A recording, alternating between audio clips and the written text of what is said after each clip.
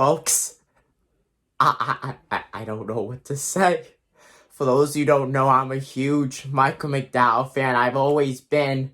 I love Michael McDowell. He's always been my favorite driver. I'm just ecstatic right now.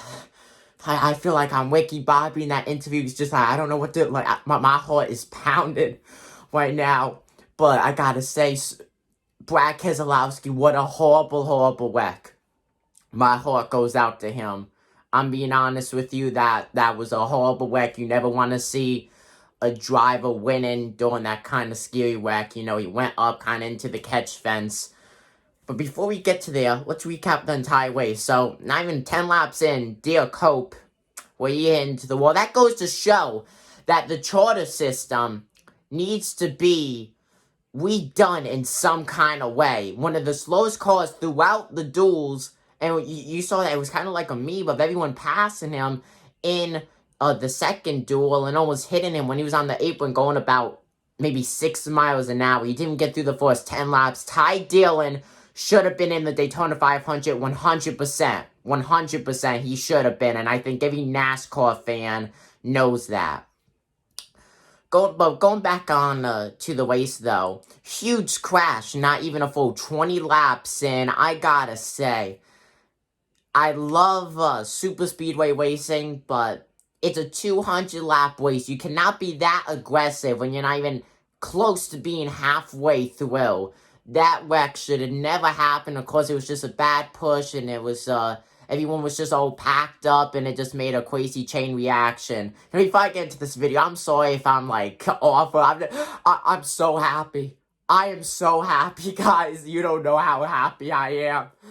This is a dream come true. This really is. It really is. Seeing Michael McDowell in the Cup Series victory lane, I've dreamt of this day. I've always been a McDowell fan. I've always stuck by him. You just don't know how happy I am.